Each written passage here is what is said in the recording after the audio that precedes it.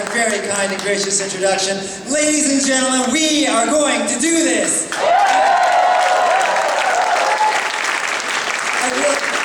I want to say thank you so very much for former Congresswoman Pat. Thank you for those very kind words. Thank you very much to State Representative Lynn Finnegan, State Representative Kim Pine, for also speaking so kindly for me this evening. Also want to point out another important person in this room, that's State Representative Corinne Ching, who's also joining us here tonight.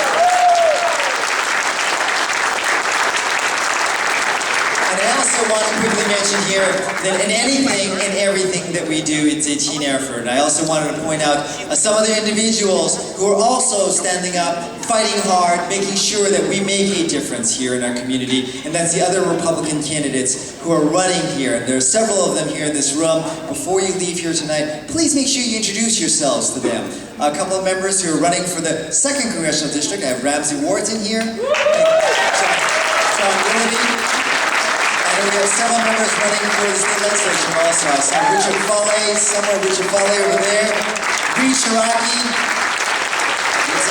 Adrian King, who's running for the Lieutenant Governor. Tracy Bean, I saw Tracy somewhere. Tracy over there.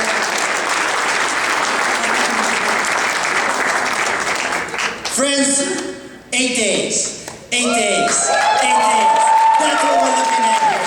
8 days to make a difference in our community, make a difference in the United States of America.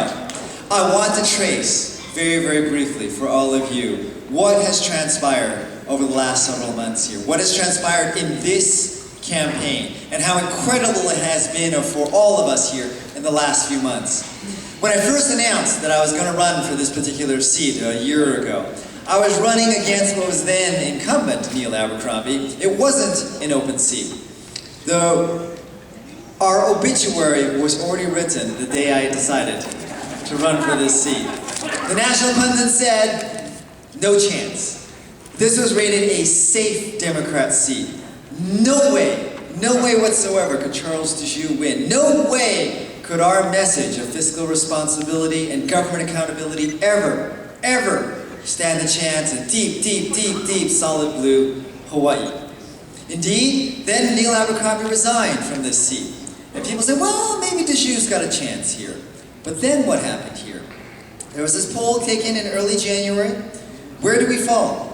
We fell in 3rd place. We had 70% of the vote. I was over 17 points behind the front runner. We were not only in 3rd place, we were in distant 3rd place. Every single news media organization said we were dead. Dead in the water. No chance. No hope. Might as well pack your bags and give up now. Liar! Now where are we? Now where are we? You know, my friends, the reason we're here, the reason we are on the cusp of making American history is because of all of you. You know, many of you know that I have served in the Army Reserve. One of my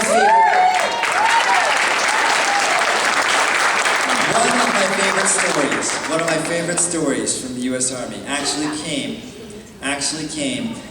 from the Army in World War II. It was at the Battle of the Bulge. Those of you who are students of American history know that what happened in the Battle of the Bulge was that after American forces landed in Normandy, the Germans, the Nazis, launched a very vicious, bitter counterattack, pushed the Allies back. The Allies were losing. The front lines looked like they were going to collapse.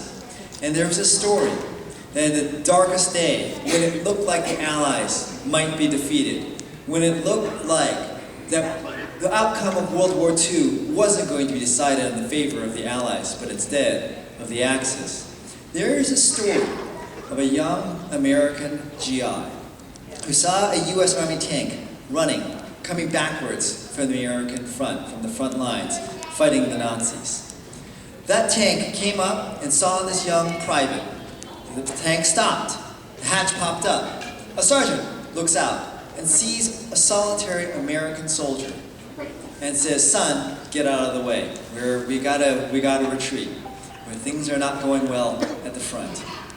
That young American soldier looked at that tank sergeant and said, Sergeant, I'm here. I'm with the 101st Airborne. He picked up the butt of his rifle and marked it in the soil in France and said, the German advance stops here. Get behind me, we're fighting back.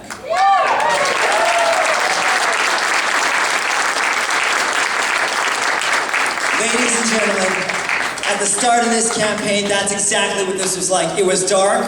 Nobody gave us any hope. Nobody said that we could win this race. But we said, we have a message.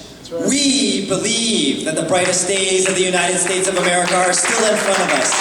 We believe that the Congress must change its direction.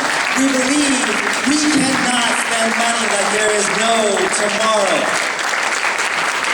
We picked up that rifle, marked it in the sand, and said, we are going to take back our country. We are going to tell the United States Congress they cannot spend our money like no tomorrow and hand the bill to our nation's children. We said to them, we are going to fight back. And ladies and gentlemen, it is because of each and every one of you here in this room. It is because you believed as I believed. It is because you stood on the corner with me sign waving. It is because you have joined me phone banking night after night after night. It is because you have donated your time, because you have donated your energy, because you have donated your resources. It is because of all of that that now, here, today, we are on the cusp of making history.